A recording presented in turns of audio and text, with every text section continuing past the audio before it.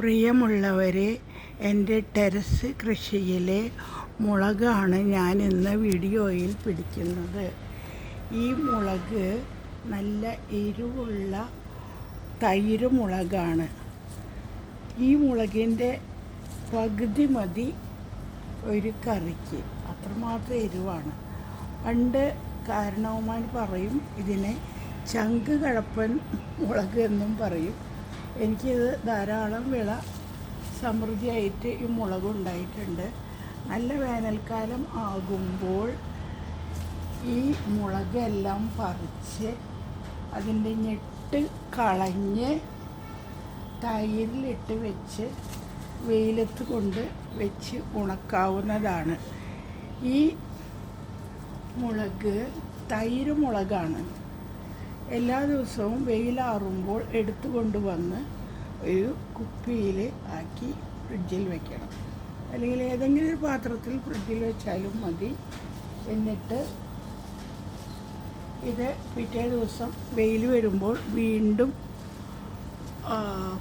വെയിലത്ത് തന്നെ കൊണ്ടിടുക. വൈകിട്ട് ഇത് അകത്ത് കൊണ്ടുവയ്ക്കുക, ഫ്രിഡ്ജിൽ വെക്കണം. അങ്ങനെ ഈ മുളകിൻ്റെ ചരിത്രം അറിയാവുന്നവർ പറയുക.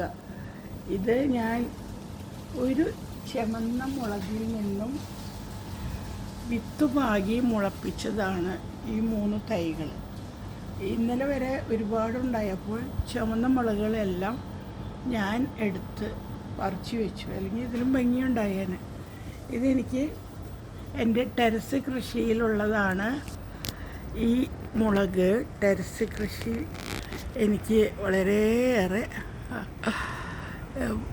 വിള തന്നിട്ടുള്ള ഒരു എരിവ് മുളകാണ്. എരിവ്. ഈ മുളകിന് വേറെ പേര് ഉണ്ടോ എന്നെനിക്കറിയില്ല. ഒരുപാട് പൊട്ടിച്ച് 1 മാസമായി ഇപ്പം ഇത് മഴയത്ത് ഉണ്ടാകുന്നത്. ഇനി മഴ മാറിയിട്ട് നല്ല വെയിൽ വരുമ്പം ധാരാളം മുളകുണ്ടാകും. ഇതിനെ തൈര് മുളക് എന്നാണ് എല്ലാവരും പറയാറ്. നമ്മൾ മാളുകളിൽ മാർക്കറ്റിലൊക്കെ ചെല്ലുമ്പം ഒരു പാക്കറ്റ് കിട്ടുന്ന തൈര് മുളകാണിത്. ഇത് എൻ്റെ ഡ്രാഗൺ ഫ്രൂട്ടാണ്. എൻ്റെ ടെറസ് കൃഷിയിൽ ഒരുപാട് കപ്പയുണ്ട്. പിന്നെ കൂർക്ക ഇഷ്ടം പോലെ ഉണ്ടാവുന്നുണ്ട്. ഈ കൂർക്ക ഇനി നല്ല വെയിൽ വരുമ്പം പറിച്ചാൽ അടിയിൽ 2-3 കറി വെച്ച് കഴിഞ്ഞു. കൂർക്ക എൻ്റെ 3ാമത്തെ മുളകാണ്. 3ാമത്തെ തൈയിൽ മുളകാണ് ഇനി നമുക്ക് കാണാൻ പോകുന്നത്. എൻ്റെ അതൊന്നെനിക്ക് മറിച്ചതായി. നല്ല കാറ്റുള്ള നേരമാണ്. ഇതുമ്പോൾ നിറയെ ഉണ്ടായിട്ടുണ്ട്. ഈ മുളകാണ് തൈര് മുളക്. ഇവിടെ തന്നെ ഞാൻ വെണ്ടയ്ക്കയുടെ കാലം കഴിഞ്ഞു. നല്ല മഴക്കാലത്താണ് വെണ്ടയ്ക്ക ഇഷ്ടം പോലെ ഉണ്ടായിരുന്നു. നല്ല മഴക്കാലത്ത്.